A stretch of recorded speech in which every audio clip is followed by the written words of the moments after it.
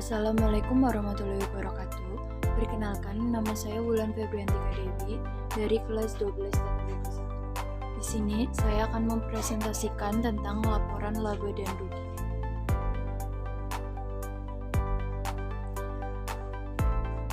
Ringkasan presentasi laporan laba dan rugi. Laporan laba rugi adalah bagian dari laporan keuangan suatu perusahaan yang dihasilkan pada suatu periode akuntansi yang menjabarkan unsur-unsur pendapatan dan beban perusahaan sehingga menghasilkan suatu laba bersih. Sorotan penjualan. Sorotan penjualan di sini ada 3 macam, yaitu Mapel Proquin, Mapel Probab, dan Mapel PPM. Pada Mapel Proquin, saya membuat donat kentang dan berdasarkan laporan penjualannya terdapat sebanyak 18 biji. Dari 18 biji donat tersebut dibagi menjadi 3 bagian, yaitu 6 donat yang pertama dilumuri gula halus dengan harga Rp1.000, 6 donat yang kedua dihias glass dengan harga Rp2.000, dan 6 donat terakhir diisi coklat di dalamnya dengan harga Rp2.000. Mapel Probab. Pada Mapel Probab, saya membuat spong cake buttercream dan spong cake fondant. Jumlah spong cake tersebut masing-masing adalah 1 dan berhasil terjual dengan harga Rp30.000. Mapel PPM. Pada Mapel PPM, saya membuat klaper tart yang berasal dari Manado. Makanan tersebut menghasilkan 4 jumlah cup dan berhasil terjual dengan harga Rp15.000. Tabel diagram batang penjualan. Di sini terdapat total keuntungan penjualan. Mapel Proquin mendapat keuntungan Rp10.000 dan didapat Rp20.000. Mapel Probab, total uang yang didapat Rp60.000. Laba yang kita dapat Rp30.000. Mapel PPM, total uang yang didapat sama Rp60.000 dan laba yang didapat Rp16.000.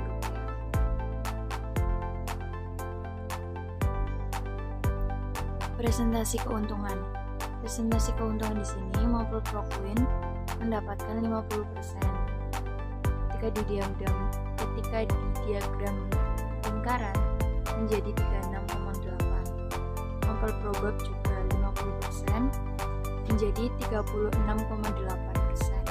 Mapel PPM 36 menjadi 26,5%.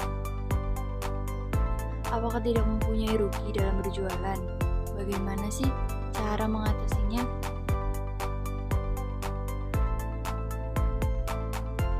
Ya, di sini pasti nggak ada sih ya yang usahanya itu mau mengalami kerugian.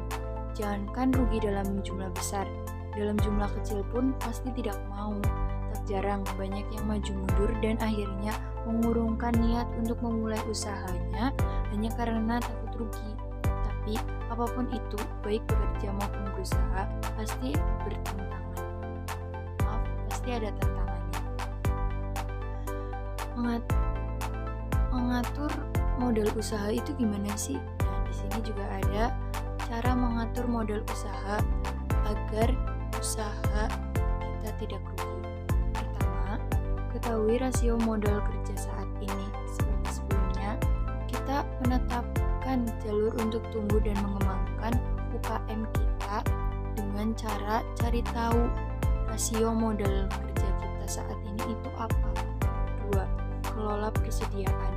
Terlalu banyak persediaan bisa mengikat sebagian besar uang tunai sekaligus juga meningkatkan biaya penyimpanan. Di sisi lain, terlalu sedikit persediaan bisa mengakibatkan hilangnya potensi penjualan. 3. Mengelola faktur.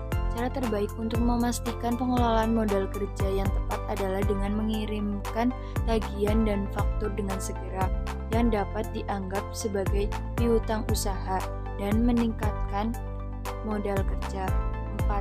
Rencana kontingensi. Bisnis yang kita mungkin saat ini mampu menciptakan keuntungan yang sangat besar, namun kita tetap harus menyiapkan rencana kontingensi untuk menghadapi kejadian tak terduga. Setiap bisnis memiliki prosedur manajemen risiko yang berbeda yang harus ditetapkan pada pandangan praktis dan objektif mengenai kebutuhan modal kerja. Berikut yang dapat saya sampaikan. Apabila ada salah katanya, mohon maaf yang sebesar-besarnya. Wassalamualaikum warahmatullahi wabarakatuh. Terima kasih.